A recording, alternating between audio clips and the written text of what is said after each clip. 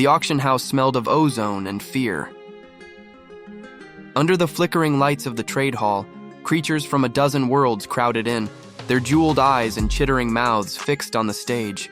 Shackled in a containment field, she stood, the alien woman they were calling Lot 77. Though the whispers in the crowd had already given her a different name, the Vampire of Acheron 9. She was tall, with silver-black skin that shimmered like oil and eyes the color of old blood. Her hair, if it could be called that, hung in tendrils that pulsed faintly, reacting to the movement of life around her. Her teeth were sharp, her lips cracked. She had been starved for days, perhaps weeks, to keep her docile. But the energy that coiled around her was unmistakable, predatory, ancient, and terribly alive. The auctioneer, a four-armed Korthan with a voice like static, raised his hands. Lot 77! Hybrid specimen recovered from the wreck of the Acheron vessel orbiting Dead Moon 5. Unknown genetic lineage, high vampiric traits detected, regenerative, telepathic, highly dangerous. Starting bid, 50,000 credits. A hush swept through the crowd. No one moved. Even the bravest slavers kept their hands down. A creature who fed on life force itself, who could drain your soul as easily as your blood, wasn't a thing you bought. It was a thing you prayed never noticed you. Behind the railing on the upper level, Captain Darius Vale watched with quiet interest. He wasn't a slaver, not exactly. He was a smuggler, an honest one by his own standards. He'd run weapons for rebels, ferried refugees under false IDs, and occasionally stolen from those who deserved it. But this was different. He hadn't meant to come to this wretched trade planet. His ship, the Starlark, had broken down in orbit, and he needed parts. But curiosity, or something darker, had drawn him here. His eyes lingered on the creature on stage. Something about her face tugged at his memory. Not familiarity exactly, but a feeling. Recognition on a level beyond thought. The auctioneer cleared his throat, uneasy. No opening bid? She comes with containment gear and sedative fields included. Still no one spoke. The alien woman's eyes flicked upward. For the first time, she looked at the crowd, not in anger or fear, but in quiet calculation. Then her gaze found him. Darius's heart stuttered. He felt it, a whisper in his mind. A voice like a breath across the inside of his skull. You can hear me, he froze. She wasn't speaking aloud. Let me out, the voice said. I won't kill you. He almost laughed. Almost. Below, the auctioneer's smile cracked. Come now, fine patrons. Surely this fascinating specimen is worth at least a look. The silence stretched. Until Darius did something incredibly stupid. He raised his hand. 50,000, he said. The room turned toward him like a single organism. Even the air seemed to stop vibrating. The auctioneer blinked. A bid! From the human's second balcony. Do I hear 60? No one answered. The auctioneer's grin returned, sharp and greedy. Sold, Lot 77 to the human. The containment field shimmered, and guards moved to restrain her. The alien woman didn't resist. She only watched Darius, eyes glowing faintly red, as the hall buzzed with murmurs. Darius realized what he'd just done. He had bought a monster. Chapter 2. The cage, they loaded her into a reinforced cell aboard the Starlark. Darius dismissed the dock workers, sealed the bulkhead, and stood alone in the dim cargo bay. The hum of the ship's reactor pulsed through the floor. She sat cross-legged on the floor, the containment cuff still humming faintly around her wrists and ankles. The faint glow of the sedative field flickered across her skin like stormlight. Darius broke the silence first. You can talk? Her lips curved slightly. When I want to. Her voice wasn't what he expected. Low, melodic, almost human. But beneath it was an echo, like two tones speaking at once. What are you? He asked. She tilted her head. They called me many things. On my world, I was Cassera. To your kind, I suppose vampire fits. You drink blood? Sometimes, her eyes gleamed. But what I truly feed on is essence, life energy. Blood is just a conduit. He kept one hand near his blaster. And if I turn this field off, will you drain me too? She looked at him for a long moment. If I wanted to, you'd already be dead. That didn't make him feel better. He exhaled, leaning against the wall. So what now? I just bought you to keep you off the block. Not sure what to do with you after that. Cassera's gaze softened slightly. You didn't buy me. You freed me.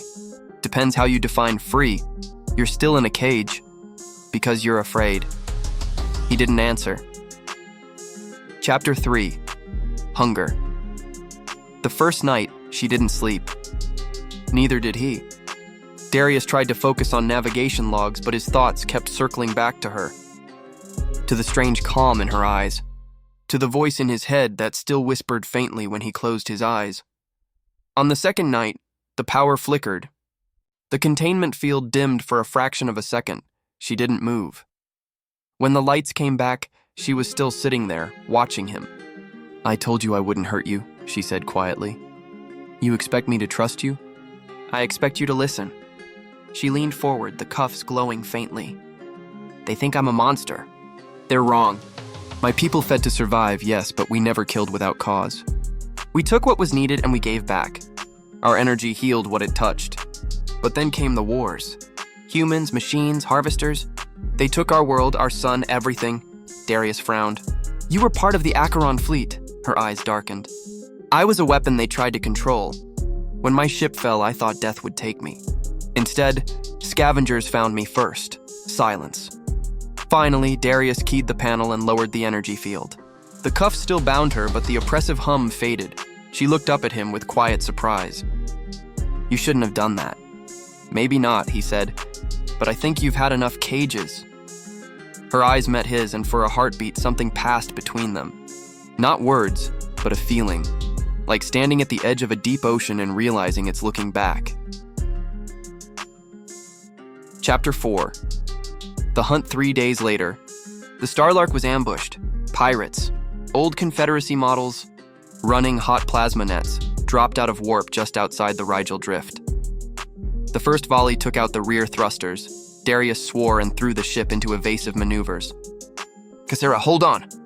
The blast doors rattled. Her voice echoed in his head. "Release me, no way. They'll kill us both. They'll kill you either way." Another impact. The power grid failed, plunging the bay into darkness. Darius hesitated only a second, then hit the override. The cuffs snapped open. The next few seconds were chaos. The air grew cold. A black mist coiled around her form as she rose, her eyes blazing crimson. The hull lights flickered. Darius felt the pulse of something vast awaken. The pirates boarded. He heard the clang of mag boots on metal, the hiss of cutting torches. Then the screaming. It was over in minutes. When the light steadied, the corridor was silent. Cassera stood among the bodies, pale light flowing beneath her skin. She turned toward him, eyes glowing faintly but calm. "You're safe," she said. He stared. "You killed them! They would have killed you." He didn't argue. She was right. Chapter 5. The bond after that night, the balance between them shifted.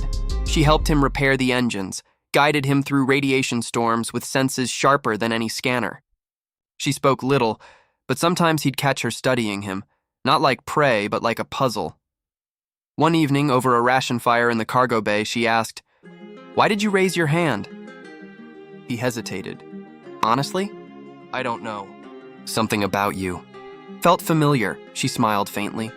"Maybe it was the call." "The what?" "Our kind can reach across minds, sometimes even across species. A resonance. You must have felt it deep down. That's why you acted." He shook his head, but he couldn't deny the truth of it. Ever since that night, he'd felt her presence, like a second heartbeat that wasn't his. "What happens now?" he asked quietly. Sarah looked toward the stars beyond the viewport. "Now I find what's left of my people. If any survived, and you must decide what you'll do when that happens. Meaning, when we reach the remnants of Acheron space, they may not let you live." Chapter 6. The choice weeks later, the Starlark descended into the debris field of the Acheron system.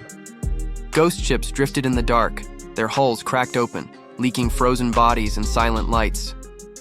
Cassera stood at the viewport, her tendrils pulsing softly. "They're gone," she whispered. "All of them." Darius stepped beside her. "I'm sorry." She turned to him, and for the first time, tears, silver and shining, rolled down her cheeks. "I have no home." He hesitated, then reached out. She didn't pull away. Then stay, he said. With me. Her eyes searched his face. You don't understand what that means. Then explain it. She placed her hand over his chest. He felt a warmth spread through him, deeper than touch. Her voice filled his mind. If I bond with you, your life becomes mine. We share essence, thought, memory. You will never be entirely human again. He didn't flinch. Do it. For a long moment, she stared at him. Then she leaned forward and pressed her lips to his. The world dissolved. He felt her essence flood into him, a rush of cold fire, the heartbeat of distant stars, the memory of dying suns. For an instant, he saw her world, her people, her loss, and then silence. When it ended, she was in his arms, breathing softly. Her skin glowed faintly, and when she looked up, her eyes had changed. No longer crimson, but streaked with gold. You shouldn't have done that, she whispered. He smiled. Seems I have a bad habit of that. Epilogue. The edge of forever months passed. Word spread through the darker channels of the